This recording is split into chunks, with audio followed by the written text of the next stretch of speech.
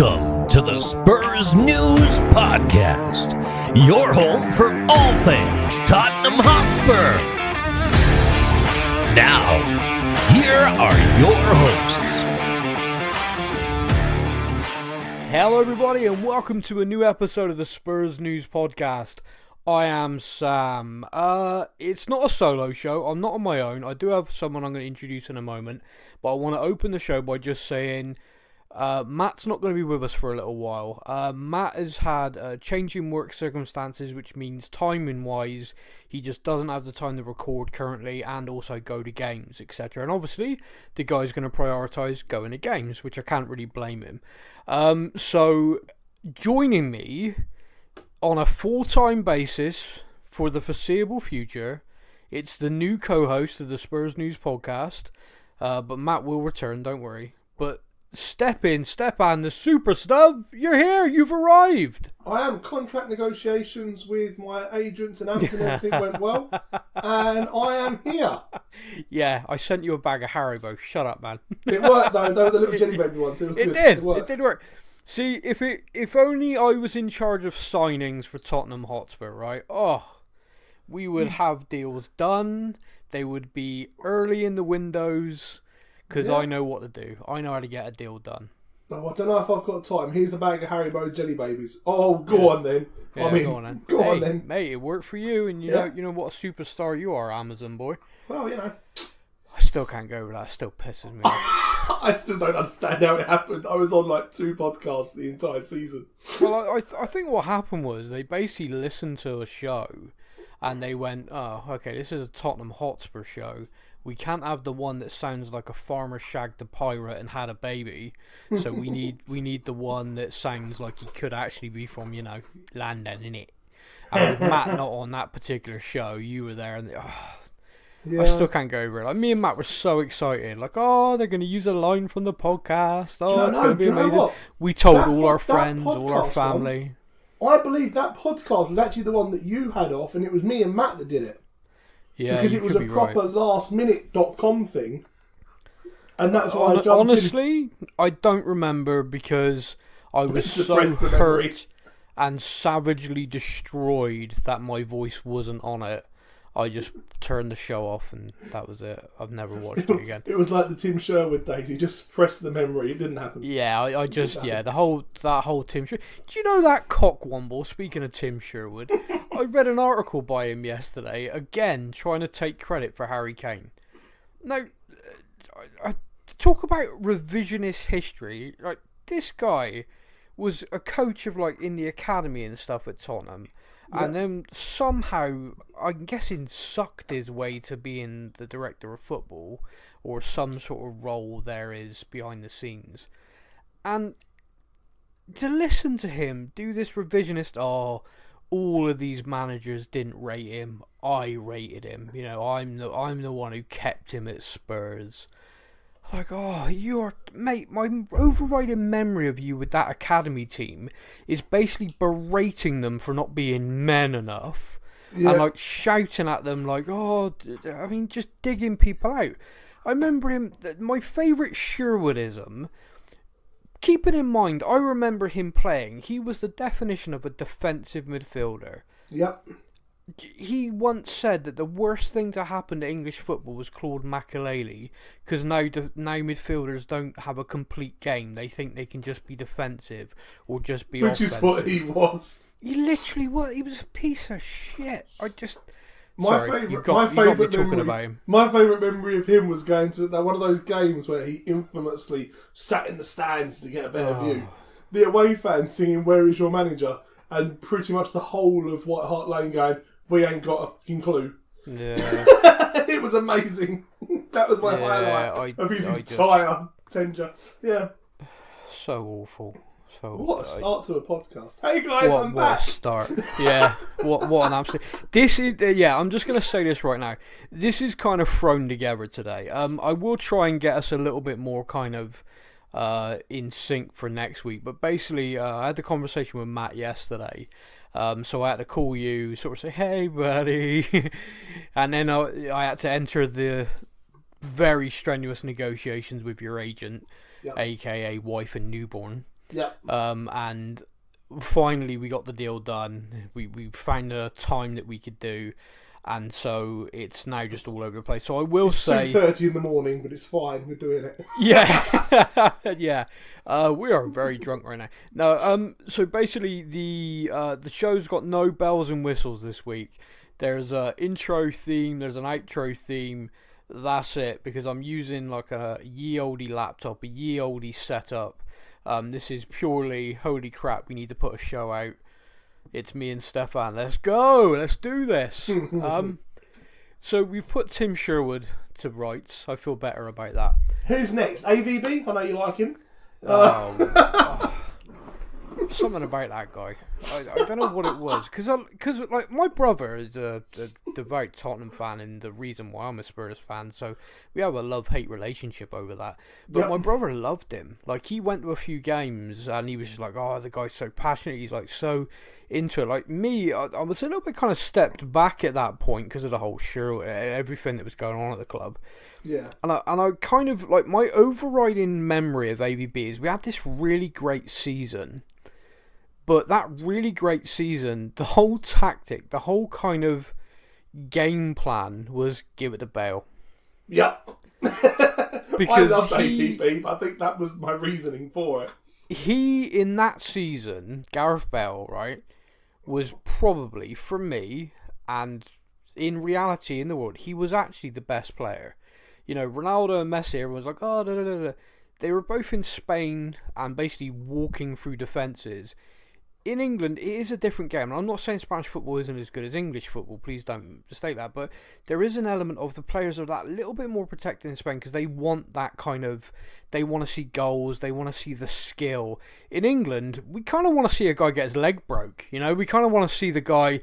Oh, look at him kicking the ball around. Look at him thinking he's all fancy. And some defender puts him up in the air. And the referee's like, stay down, bitch. Yeah. That's English football. So to do it, because there was a year Eden Hazard at Chelsea I felt was the best player on the planet, because he was not just ripping teams apart, he was doing it in the Premier League where people were trying to kick him apart. Yeah. So that season for Bale, under AVB, I think he was unplayable, he was phenomenal, and of course he earned his move to Real Madrid off the back of it. But, you know, the whole season, for me, I was like watching it, I was like, I don't know why people are loving this guy. So it is literally the tactic is give it to Bale. Now, you can have the argument like we could for every manager ever appointed by Daniel Levy. If he'd been given the players he then asked for, maybe, just maybe, things would be different. I remember us trying to sign Moutinho in his prime. Do you remember? Yes. Deal's done. The deal's done. He's coming. Like, we finally agreed a fee. Oh, wait a minute. We finally agreed the fee and it's too late to register him. Oh, well. I mean, just like, it's like driving your head through a wall, you know, that's Tottenham's transfer policy. We're going to wait till the 11th hour to do the deal, and then we're going to do the deal that the club selling him wanted, because they're the ones who hold all the cards, but no, we've left it too late. Oh, drats. You know, when Moutinho finally signed for Wolves, I remember watching an interview with him where he was like, oh yeah, like I was on my way. I thought, you know, I was a Tottenham player. I wanted to join. I wanted to work with AVB. And then, yeah. Speaking of AVB, again, and this is how random this show is today, he's a rally driver now. Yeah, he was last at Marseille, I think, and then he kind of went, nah, rallying. That's weird, isn't it? Yeah. I mean, if only Tim Sherwood would become, like, I don't know, a bungee jumper or something without the bungee. It would work. It worked for me. Yeah. So, Harry Redknapp, yeah, up next. this show's all over the place. I'll tell you what, let's talk about something crazy. Tottenham Hotspur have signed a player. Yeah! It is the January transfer window. As we record, it's the 26th of January, but on the 25th, the day before, Tottenham Hotspur signed a player. 25 days into a window. We'll circle back to that, because, you know, what the fajita's going on there. But we signed someone. Now, Stefan, I'm going to put you on the spot. What's the name of the guy we've signed? Dwamji. Wow. I need a... One second. I'm going to Danny Rose. Yourself. I'm going to Danny Rose it. You're going to Danny Rose it. See if you can Danny Rose it where they've done it phonetically of how to say it. Okay. Whilst he Danny Roses it, I just want to say congratulations to Sonny, who has, in the last game, made his 350th appearance for the club, which also happened to be his 250th Premier League game. Not bad, is it? That's not bad. His form this season isn't great, but he's been the last 14 great. Maybe don't count, but yeah. Yeah, bless him. Okay, so I found his introduction stuff. Oh, here we go. Are you ready?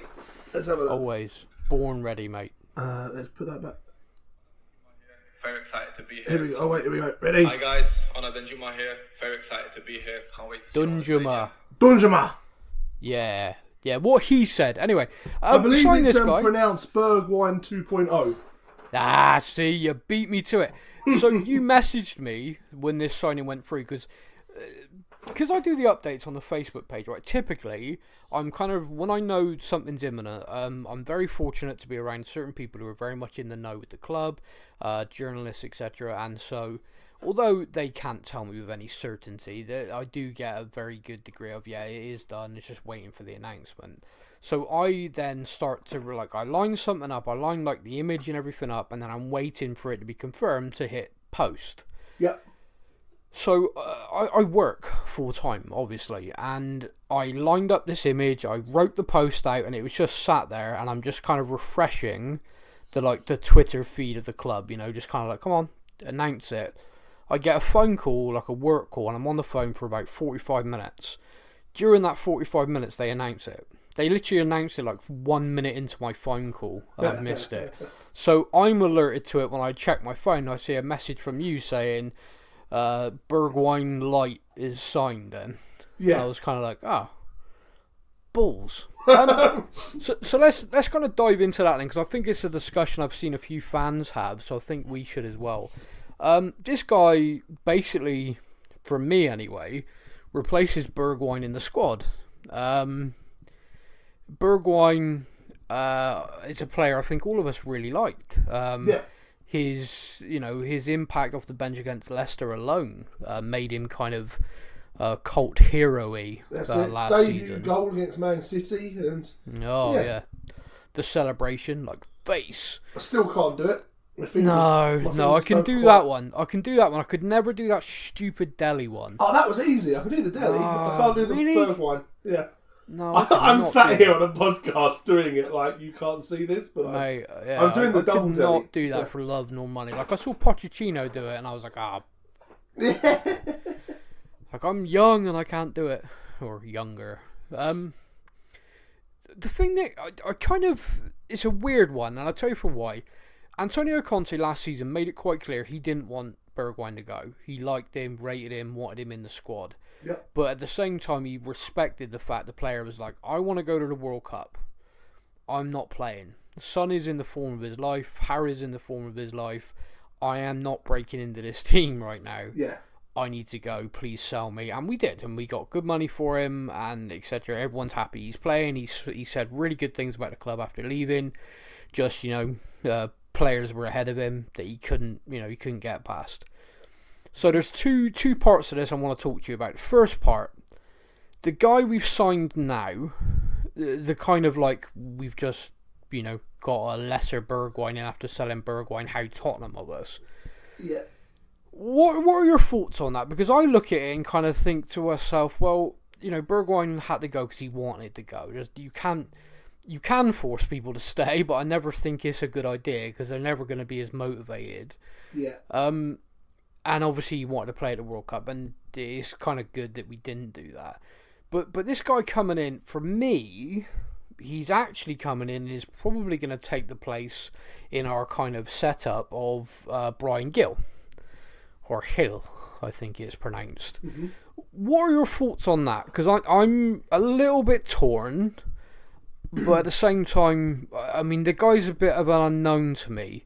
So if he comes in and he has a hell of an impact, does really well, then you look at it and go, well done. Yeah. But at the moment, I'm not sure. What's your thoughts? So I've got two I had my initial reaction. Yeah. Which was, wow, we've just stolen a player from Everton who are possibly getting relegated. Yeah. And this is the level of player that we are now, in quotations, stealing. And it's the guy that Bergwijn kept out of the World Cup squad. Yeah. And I'm like, whoop-de-doo, brilliant, well done. How Daniel Levy and Spursy can you get? Yeah. And then I took my time and I looked into it and researched a little bit. And last season, the guy helped Villarreal get quite well in the Champions League, scored 6 goals. I think he's averaged a goal every 3 games or something. Yeah. And I'm looking at it and I'm like, Richarlison hasn't scored in the Premiership yet. Lucas Moura, I can't remember the last goal he scored in the Premiership and he's injured. Yeah. Sonny can't score pretty much in a brothel at this point. Yeah. And I'm like, a goal in every 3, that's not a bad addition, actually. No. Man United have just brought a guy in on loan who scored 2 goals in an entire season for Burnley last year. Yeah. And I'm like, actually, to sign a forward player from Villarreal who has scored in the Champions League and is a goal of... I'm like, as a player to come off the bench and kind of give a bit of pressure to those forward players of, we've got another guy. Well, that's actually... Let me interrupt you there, because that leads kind of perfectly into what I want to do the second point, which is...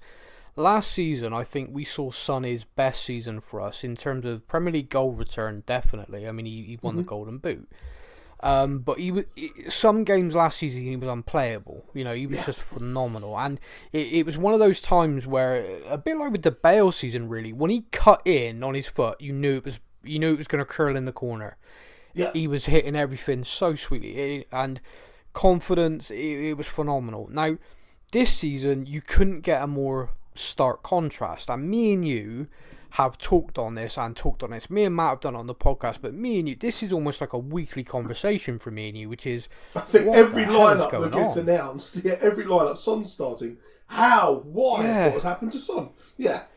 Like, we watch a game, because the thing is, it's all, I don't know about you, but it's like, I watch him playing a game, and I'm almost in disbelief of how poor he is right now.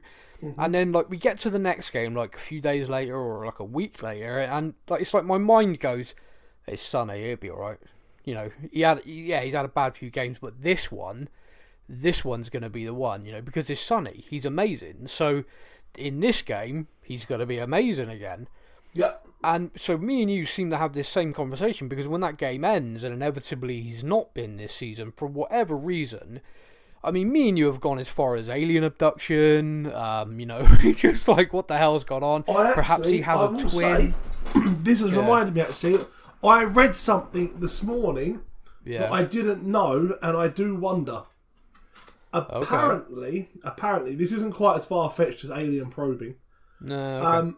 There are reports that apparently him and his partner broke up just before the beginning of the season. I didn't think he was dating anyone. Apparently, it was a long-term partner. A long-time partner, and him broke up beginning of the season, and he hasn't recovered.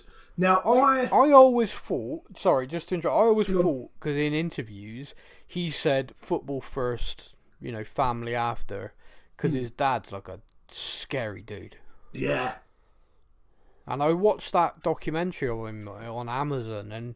That was only from 2 seasons ago or 3 seasons ago, and he certainly wasn't dating anyone in that. And you know, he was pretty clear, like, no, I'm focused fully on football. It could be the other way around, of course. He could now be getting laid for the first time in his life, and that's why. He's lost all that testosterone he was going into the matches. Gone. Yeah. So we need to find the woman, okay? Sorry, everyone, every Spurs fan. Good times. Oh, frightening. I mean, do you know what? If that was the reason, I'd almost go, fair play, mate. Retire. Well done. You were great for us. You deserve retire and enjoy it, my friends. Yeah. But no, that's what I wanted to ask you, because I didn't know if he was dating or not. No, that's just a story that's come out to try and people are trying to find out why. It does. I mean, that does feel almost as speculative as me and you going alien abduction, secret twin, evil twin. You know, Space Jam. He's had his talent stolen for an intergalactic tournament. Yes, Jose spoke about Deli's twin, and it wasn't Deli, it was Son. Yeah, the whole time. It's Jose Mourinho's birthday today, by the way. Is it? Yeah, that's he's nice. Still an asshole. He's 60 today. That's nice, isn't it? Yeah. Well, it's also Bill Nicholson. It would have been his birthday, a proper Spurs legend. No, there's a Spurs legend. Yep. Yeah. No, what a man. So yeah, back to Sonny then. So crazy conspiracy theories aside, me and you actually kind of stumbled onto this earlier. We were talking about Bergwijn, we're talking about the fact we've now signed, and both of us kind of just went, oh, hang on. Last season, Sonny was phenomenal. Bergwijn was genuine competition for that spot, wasn't he? And he was biting at the bit because of the whole World Cup coming up, and I need to get in the Dutch squad. Yeah. He was... Bergwijn was a good enough player that was genuine competition, and Sonny was the best he's ever been. This season, with the greatest respect to Bryan Hill, he is still a very young player, and in the Premier League is still lacking that little bit of body strength, perhaps that little bit of nous of how he can position himself, how he can make the most of his talent in the league. And Conte seems to be favouring him on the right as well to cut in a bit. Yeah. I don't know whether that's because of Kulusevski's injury, but I think you're right. I think you could be right. But there isn't a genuine competition for him. They're just, if Sonny's fit, he starts. And I kind of joked a little bit the other day. Alistair Gold on Twitter said, "What does everyone think of the lineup?" And I said, "Well, to be honest with you, it feels like it's harder to get out of the team now than it is to get in it." Yeah. And that's kind of my feeling. But also you looked at the bench and you had Richie, and now Richarlison is coming back from injury, so he is bench, get minutes. He is coming back from injury, and so I kind of understand that. But to me, I'm thinking if Richie's fully fit, there's just no way Sonny starts at the moment. There just can't be. No. So if this guy comes in, I would change formation to make sure Richie starts instead of Son. Yeah. And I'm still not Richie's biggest fan. No, let's be honest. You're not. No, and even I'm like, he needs to start ahead of Sonny because Son needs. Remember, he got dropped for Leicester and then came on and scored a hat trick. Scored a hat trick, yeah. And everyone was like, "Oh, Son's back." Next game, awful. And it's he scored the other day, and you could see like the fans, you could see the players around him just being so relieved, so happy for him. And then it's like he can't build on it. Whereas in the past, it's like, oh, I've had a bad run, but now I've had one going off my shin, sort of thing, and now I'm back. That was always the thing. We always said he's a confidence player. Like as long as he's got his confidence, you know the Burnley goal that got him the Pukas Award. Yeah. You know that was pure the confidence of I know I can run and score this. Yeah. Now the ball could come into him. He could be the only person in the box. And he'd probably fall over a shoelace that he's not wearing. Yeah. You know? Poor bloke. No, you're not wrong. Do you know what I think makes it a little bit worse? I don't know if it makes it worse. I don't know if it makes me worse. But I love the guy. Not just because of how great a player he is, because he is a great player for us, but he has got such an infectious, warm personality.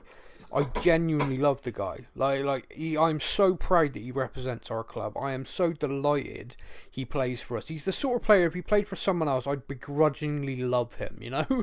Yeah. And we got him. Do you know, the only player we've ever signed who I loved before we signed him was Robbie Keane. Yeah. And Robbie Keane, the day we signed him, mate, that's probably one of my happiest signings we've ever made. Not just because of his quality, but because I watched him play for Ireland under-21s, and he did that celebration. You remember his full-on springboard celebration? And that was it. I was like, I love him. I don't know who he is, but I'm in love. This is amazing. I think he was playing for Coventry at the time, and then it was Wolves, and then he just ended up at Inter Milan out of nowhere, and then back to Leeds, and then we signed him when Leeds, went down the shitter.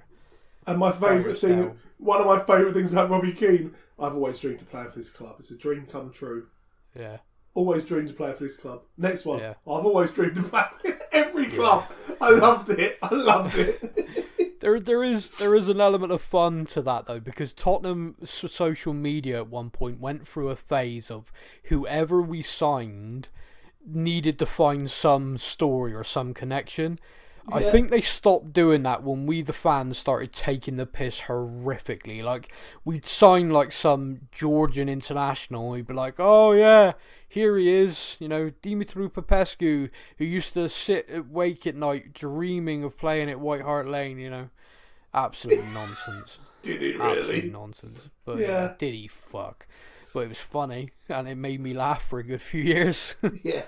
But yeah, you're right. Yeah, Robbie Keane. I dreamt of playing for Tottenham my entire life. Ooh, Liverpool want me. Well, that's my dream right there. That that's was my boyhood dream. club. That was boyhood club. Ooh, I'm going that went well for him, didn't it? Yeah. What a numpty. But I loved him. I love him. Oh, loved him in a bit. I still on Football Manager sign him as my assistant manager. Yeah, you're weird for that in Football Manager. Apologies for anyone who's never played this game, Championship Manager, Football Manager, just for a moment. You don't go by stats. You're literally like, okay, I need Teddy Sheringham, I need Robbie Keane, I need Les Ferdinand. And there I am playing friggin' Moneyball, like checking the stats to make sure everything works. So I've got the Football Manager 23, I've started playing that again. Oh, you have? I started playing it again. I loaded it up the other day to see kind of what I had there. My under 23 coaching staff is Van der Vaart is the manager. Wow. Okay. Stefan Freud is the assistant manager. Wow, those two would never work together, yeah. No, Teddy Sheringham and Jermaine Defoe are the attacking coaches. God's Michael sake, Dawson is the defensive coach. Yeah. I've basically just gone through who are all the players I loved at Spurs. Oh, I'll give you a job. Oh, I'll give you a job. Anyway, back to reality. Back to the real world. So we have signed someone. It is a loan deal. There is an option for us to make the deal permanent. So if this guy blows everybody away, Kulusevski style, we want to. I think it's about 30 million euros. So that's about 27 million, I think, in sterling. That's off the top of my head. Please don't quote me on that. Which isn't bad in modern football, really, for a good attacking player. I think he's 25. He's not old, is he? It'd be interesting if he gets mixed. Like, for me, like on a personal, so he's come out and said, once Spurs put the bid in, it was a no-brainer, right? To come out. And I'm like, now that all depends. When you say no-brainer, because if he had gone to Everton, you can almost guarantee he is starting every week. Yes. And he's playing 60 to 70 minutes every match he's playing because they haven't got that attacking force at the moment. He comes to Spurs and it's like, oh, okay. The one thing I'd say is if you're a professional football player at this level, you have got to back yourself to be better than the other guy. Like, I think the only other position... guy's Harry Kane. No, but what I mean is he's got to look at Tottenham right now and go, I can be better than Sonny. Yeah. I can show in training, I can show on the pitch better than the form he's in. And I think possibly that happening will kick Sonny back in as well, which would be wonderful for us. Gotcha. But I think you have to... The only position in professional football where I don't think they have that mentality is third choice goalkeepers. Where I genuinely think if you are classed as homegrown and you've got Premier League experience, you are basically in the cushiest freaking job in the history of all sports. Just ask you're being signed to go and literally sit on a bench at Man City or Man United to help with the squad rules, collect 40 to 50 grand a week to go and train. Was it Scott Carson a couple of years ago? It's Scott Carson and Tom Eaton. And now Jack Butland is sitting at Man United going... Yeah, Jack Butland's now at Man United just wondering how the fucking hell that's happened to him. He's a Bristolian. He's from my neck of the woods. Yeah, he turns up every day for training and then on match days he gets to sit in the comfy leather seats because he's not actually on the bench, watch a game of football and then go back home and go training. Yeah. For 55 grand a week. Yeah. Where did I go wrong? Well, yeah, I think we drank too much. I think based on physiques, I'm putting it down to that. The drinking and the kebab on the way home apparently isn't elite sport. Whatever. Yeah. So we have signed a player. It is a loan deal. Now the other signing that we are reportedly very close to completing is a right wing back. And do you know the name of this gentleman? Porro. Who? Porro. Porro. Pedro Porro. Yeah. He plays for Sporting Lisbon, so we've seen him rip us a new one on a couple of occasions this season already, and he did, by the way. Yeah. He really did. He is what I would class as an Antonio Conte wingback. He is a good defender. He is very explosive. He is a very confident player. Good delivery of the ball. He is the player that you would imagine if you've got Conte as manager and he's playing his system. He's the guy you need. So here's my kind of query to you on this. At the start of this transfer window, he was our top target. There's no denying that. That's out there. And we went to Sporting Lisbon, and Sporting Lisbon went, we don't really want to lose him in this window, but he does have a release clause. So you can pay the release clause, or we'll do a deal with you in the summer for less, but we don't want him to leave. Mm-hmm. It is taken until, it's the 26th as we record this, and the deal's not done, by the way. They're still locked in talks. With the latest rumour being apparently they want to keep him for the FC Porto game this weekend. Now, I don't know about anybody else, but if we do a deal where we're like, yeah, okay, he can play that game, then he signs for us, everyone knows he's going to break his leg, don't they? Yeah, I mean, that would be the most Spursy thing in the history of the world. But that aside, I kind of talked about this a little bit on the podcast last week, which is the thing about release clauses is you have to do it in one go. So you every other transfer is done in installments. That's how it's done, and that's how it's monetized. That's how it's done for all transfers. You don't ever get a club rock up and go, here you go, I'll just park the truck of 100 million in you. Well, maybe Roman Abramovich used to do that, but technically you don't get that typically in football. So a release clause, you do need to do that. You do need to go wallop. There's the whole wad in one go. Yeah. So the negotiation the whole time has been basically, look, we can't do that, but the player wants to join us this window. We want him this window. What can we do? What can we negotiate with? Now, I'm going to be really intrigued. If we do this deal, I'm going to be really intrigued to see what is in it. Because there's been rumours about players going the other way. But the other rumour is that we've used the 50% clause we have for Marcus Edwards as part of the negotiation.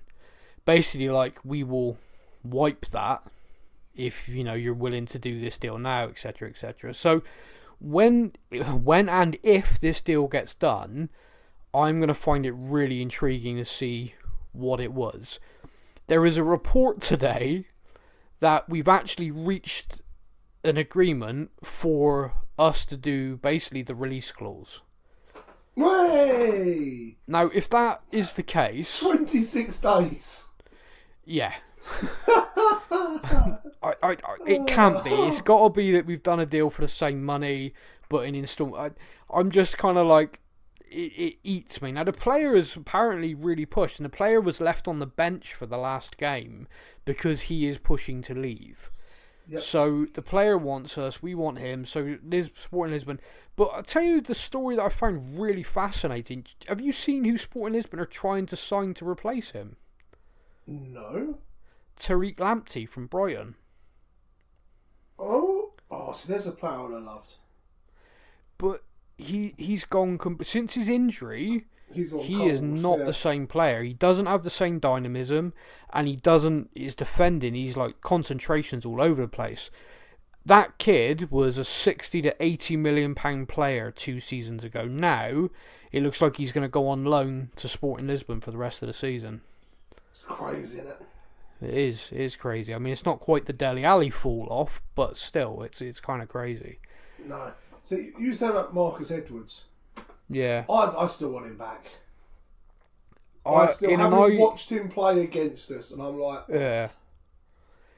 He is magic, and has always been magic. The thing that I think will hinder that is I genuinely believe when he left, there were bridges burned. Possibly not just burned. I felt there were grenades thrown. Yeah. So I don't know. I really don't know. I'm sure 85 grand a week can fix a couple of bridges. Yeah, you're not wrong. He isn't a Conte player though, man. Like, oh no. I tell you, like, I know this has been talked to death, right? You know, the Pochettino return and all that stuff. But under the Pochettino system, you know, the 4-2-3-1, he is very much a Pochettino player in that. Yeah. And he's got it about him now where he would... I mean, he's always been fearless, but, you know, the kid's played in the Champions League now. You know, he's played top flight football in Portugal. He's played in the Champions League. He is, without a shadow of a doubt, a genuine goal threat from every angle. Athletic, and his low centre of gravity just makes him a monumental pain in the ass to stop. It reminds me of like a mini Messi. Very good. That's what Poch called him. Yeah. So yeah, you just kind of look at that and you think that could be a lot of fun. He's classed as homegrown. The kid's literally from Enfield. So yeah, I don't know. To me, it would be a no-brainer to bring him back in the summer.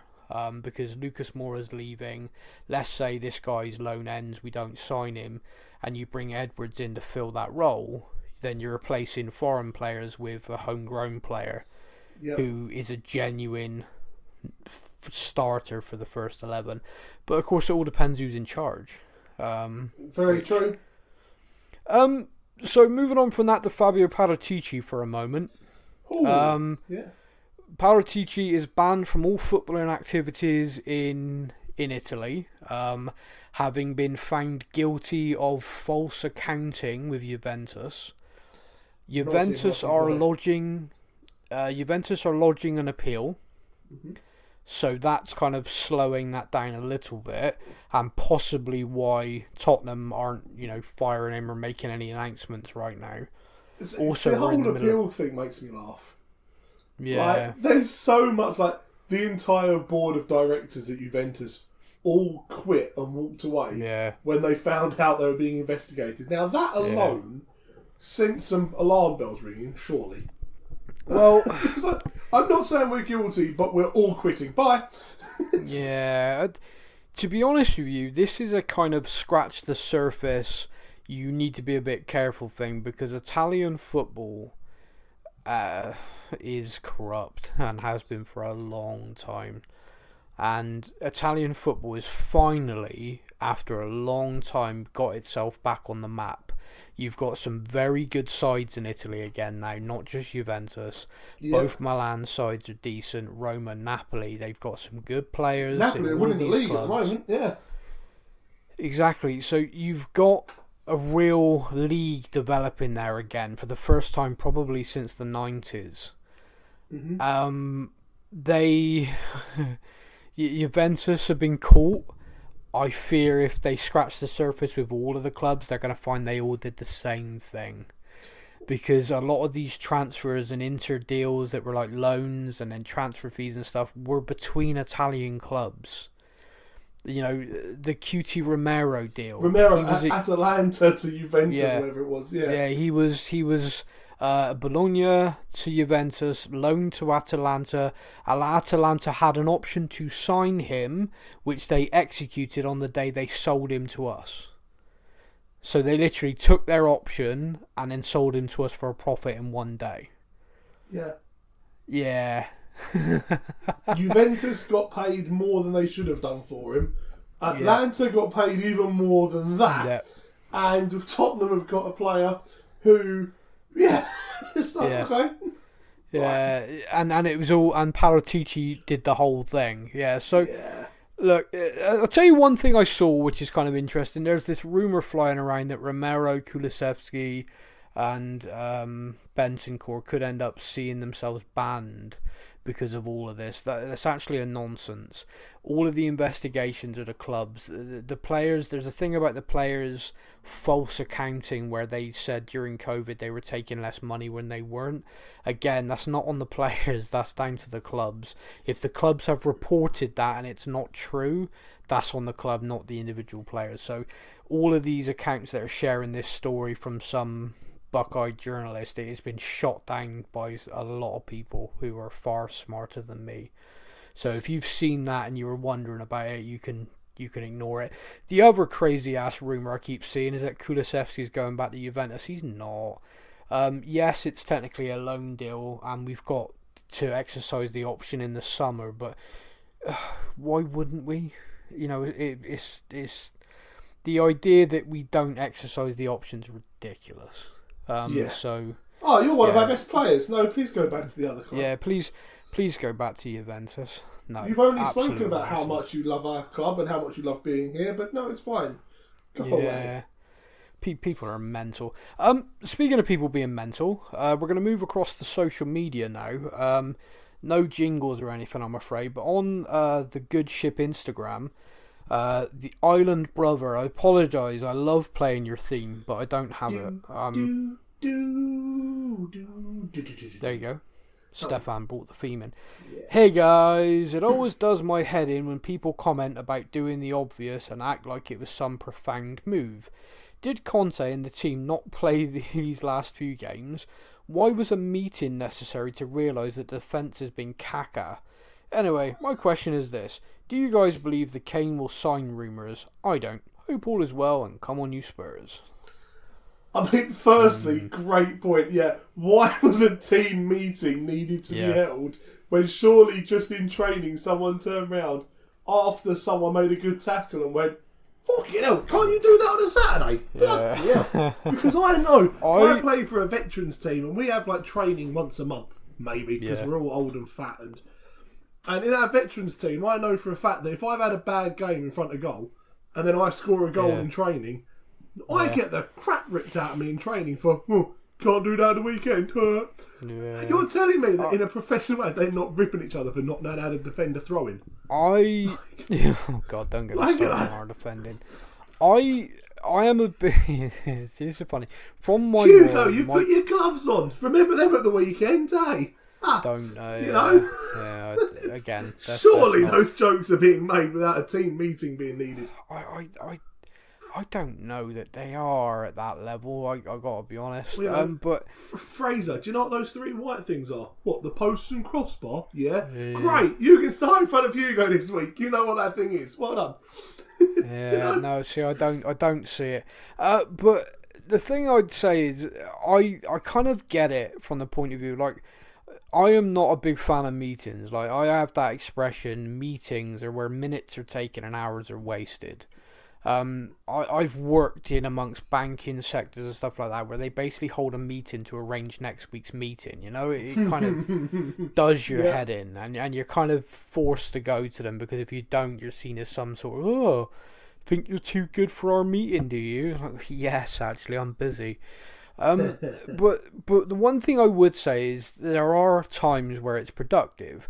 And what I mean by that is there are times where I want to get my sales team together, I want to get a team of the administrators, everyone together, because they all need to hear the same message. They need to hear my tone of voice, if that makes sense. They all need to hear it at the same time. And sometimes they need to hear each other's voice. You know, sometimes it needs to be a discussion. Other times it needs to shut the hell up and listen to me. But they can be productive, is why they exist. When it comes to the team having this meeting, I think one of the things that's really easy to overlook is Conte's emotional state for the last few weeks. You only got to listen to what Harry Kane said about the fact we need to be there for him. And you only got to look at the way he is on the touchline, the way he's carrying himself in interviews to see that the guy's actually really struggling. He's lost 3 of his closest friends in football in the last 3 months. One of them worked with him day to day at the club, and all of the players have lost as well and are probably still rattled by. The club haven't replaced him, by the way, as well, which is probably just due to the awkwardness of that conversation. But we are a fitness coach light since, and he was clearly someone who they all loved and respected. And of all the fitness coaches to be down by, he was a hell of a character. And, he was. He was phenomenal. And Conte's family's still living it. He's living in a hotel still. This is gonna take its toll. And sometimes a meeting like this isn't a case of you're all shit, why can't you defend?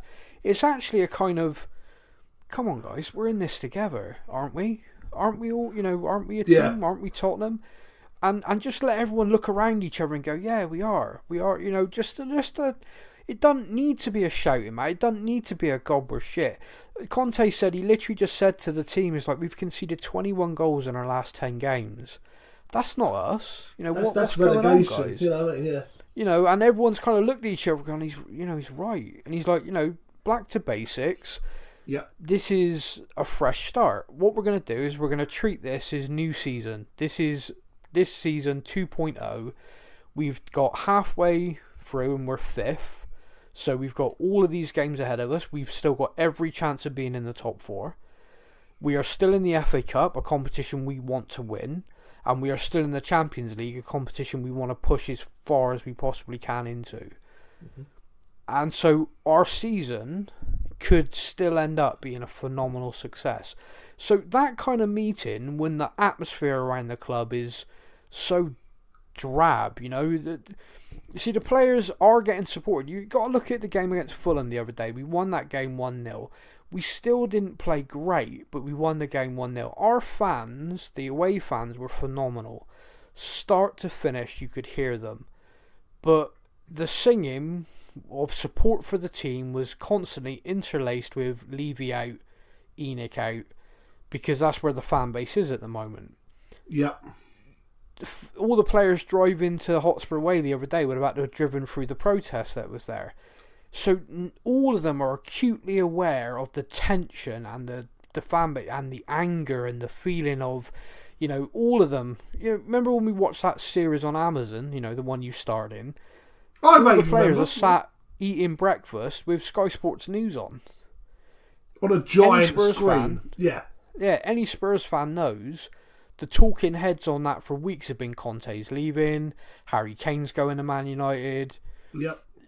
And so that they're all alone, there. that's got to be so awkward, isn't it? Yeah. I remember in the show when they were talking about, was it Ericsson when he was leaving? Ericsson, yeah. And they've got it on the screen talking about it, and people are like, come on then, what's the truth behind this then? Oh, don't know. Yeah. That's going to drive. If people are now turning around to Harry going, for fuck's sake, Harry, not this again. Come on. Another Manchester club, really? You're going to do this to us again? Come on. Yeah. We got another summer of this crap, did we, mate? Yeah. It's a weird thing. It's a really weird thing, but stuff like that is going to get ahead. So having a meeting to go, shake all this crap off. Like, we've done half a season. This is where we are. We go from here. We start here and we go as we mean to go on. And you listen to them talk now, it's like 1 game, clean sheet, 3 points.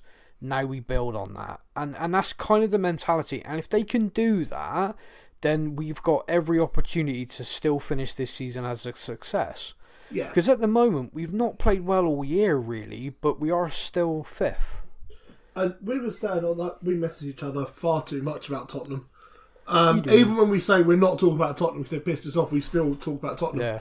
And we were saying about, Conte in his interviews. Yeah. Conte, up till last, we were saying he looks done. He looks like he's ready to turn around to Daniel and go, do you know what? Screw this, I'm done. I'm out. And it was only then when we kind of, like you've just been saying, like you dig a bit deeper and actually, he's just lost 3 very close friends. Yeah. At a time where you would turn and have your family to support you. Yeah, they're not they're in Italy because his daughter's finishing her final year of education. Yep. So he's not got his family around him. And it's like, God, can you imagine 3 of your good friends dying and you're just sat in a hotel room? Yeah. Go to work, go home, sit in a hotel room, go to work. And I'm like, that's going to do you in. Yeah. Like, no matter who you are, that's going to do you in without that support. It is. And, so, yeah, I think we covered that. Jake Bennett emailed in, and Jake says, my question for the podcast is, has there been any interest in the naming rights for the stadium? We seem to have interest a while ago, but it's all gone quiet. Is it due to the current financial combat? There are a lot of factors to this, because a while ago, I was told by someone who I trust, like with stadium stuff, this person got everything right he's ever told me. He told me The day the planning permission was going to come through, he told me all the details of it, and then about 3 weeks later it was announced. He told me about the NFL deal about 3 months before it happened. This, just by chance, is someone I went to school with who happens to be part of a team that's involved with the stadium. And he said to me some time ago now, oh yeah, it's done. It's done. But there's like a package of it which the club is waiting on to put together to finalise it and then announce it. They don't want to do it mid-season, so it's likely to happen in the summer. So it's a weird thing because like that message just said, it has gone silent. Yeah. There's no rumours. There's no it wasn't that long ago all of a sudden Google were, everyone was going to be calling it the Google Arena or whatever. But yeah, I was only chuckling a second ago because even I never got a reply. Me and my wife own a business, and we just sent an email just seeing what the sort of structure would be behind potentially buying the naming rights. Don't get me wrong, our company couldn't afford it. We got 3 bobbleheads and a couple of other things, but I didn't even get a reply back. I don't believe it. Well, that's rude. I know. That's rude. I actually know the guy in charge. I don't know the guy, but we follow each other on Twitter. I'll send him a direct message. No way.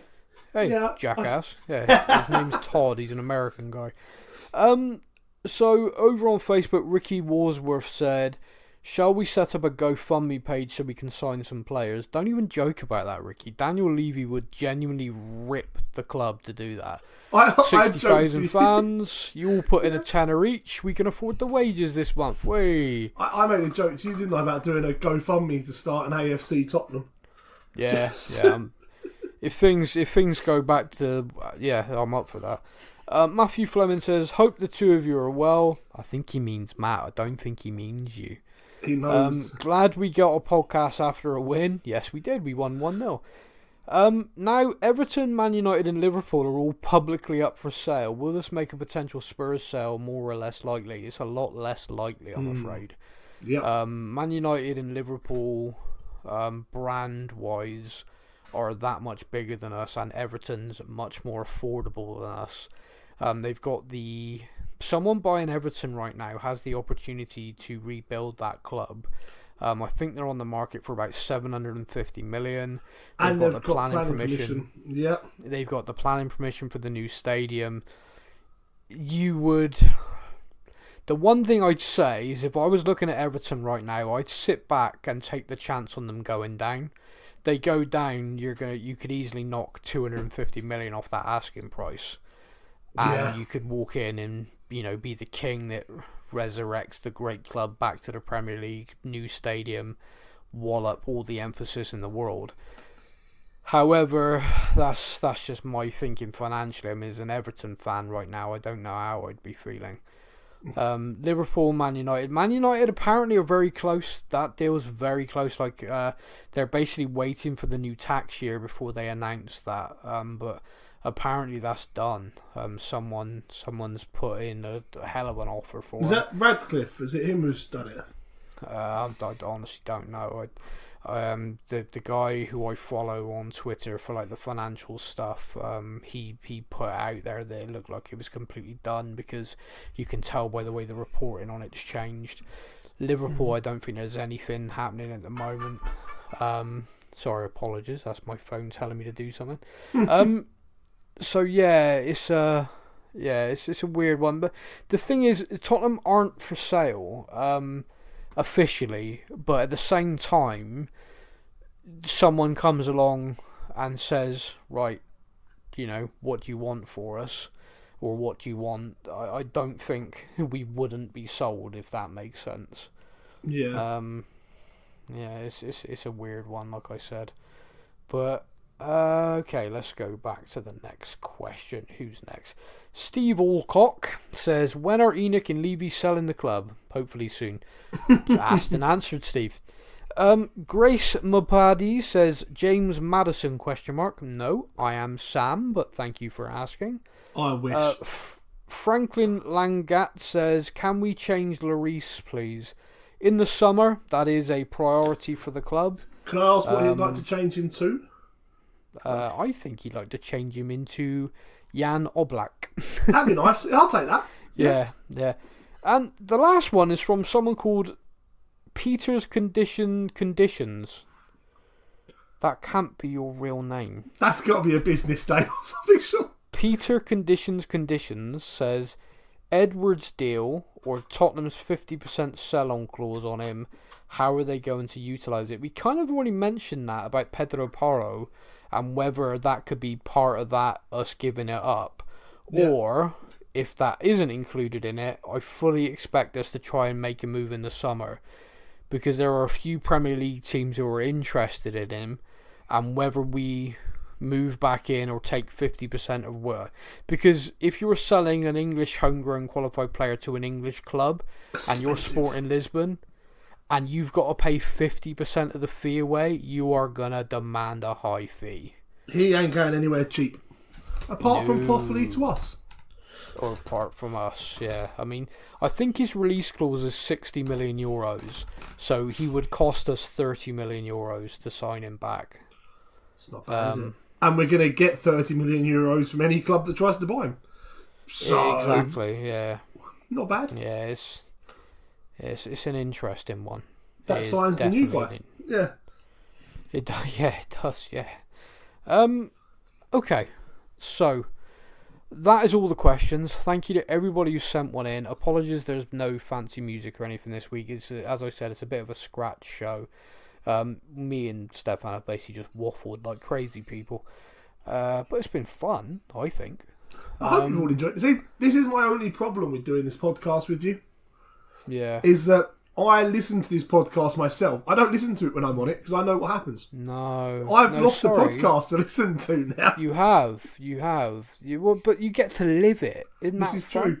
And you and Matt do it so, like, structured. I've come along. We spent the first 10 minutes talking about Sherwood and AVB. We didn't even mention the fact that Royale actually played okay against Fulham. Now, I want to ask you this, okay? Yep.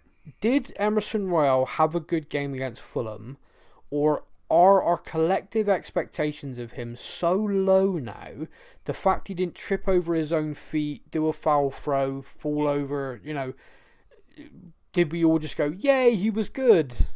You know, like that season Sissoko suddenly started playing well. He ran round someone. He's the next Bale. I know, and we were all like, wow. And then we started really getting behind him, and all of a sudden he actually looked like a proper football player, and then that stupid handball got given against him in the Champions League final and it broke him again. Yeah, never recovered.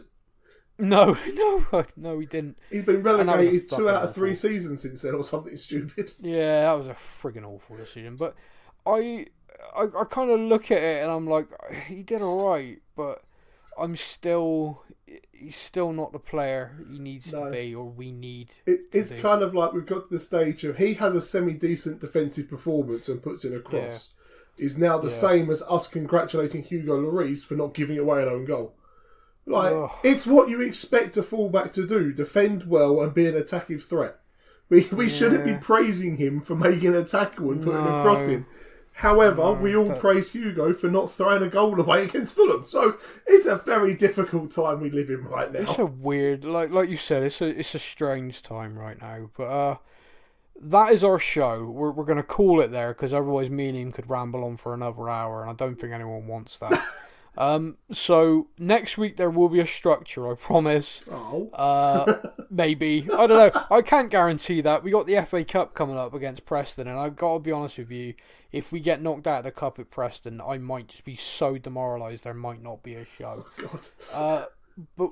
But something else I'm going to say as well, we are fast approaching the 200th episode of Spurs News, and we have a crazy-ass tradition every 50 episodes where we have a feature called Kids Talk, where me, Matt, and now your kids as well all have something to say on the show. Oh, no. My children, so I have 2 stepchildren, which I love as my own. Yeah. Apart from the fact their dad is a Arsenal fan, so therefore they wind me up because they'll wait for me to stand up at the dinner table. One of them will go, "Stand up if you ain't Tottenham." You stood up. Even though they've watched. So Kid Talk with them Might not go. And the other one is 6 weeks old today as of recording. So yeah, we may just have a baby blowing bubbles for you on that one. Then I've got a Tottenham onesie for Tottenham baby glow. She's thrown up on it twice, and thrown up on 3 separate Spurs shirts that I've been wearing. So clearly a United fan. No, clearly she loves the club. I mean, you got to really love something to tag it like that. Every shirt I put on around her, she's thrown up on. I'm starting to take it a bit more personal now. Yeah, I would. Yeah. But look, that's our show. Massive thank you to everybody for listening. We will be back next week. It'll be me and Stefan again. We will try and be a bit more structured, I promise. But until then, everybody, you all take care. And say goodbye to the lovely Tottenham fans, my friend. Goodbye, lovely Tottenham fans, unlovely Tottenham fans, and come on, you Spurs. Thank you for listening to the Spurs News Podcast. We hope that you enjoyed the show. Stay up to date with all things Tottenham. Follow us on social media. All links are in the podcast description.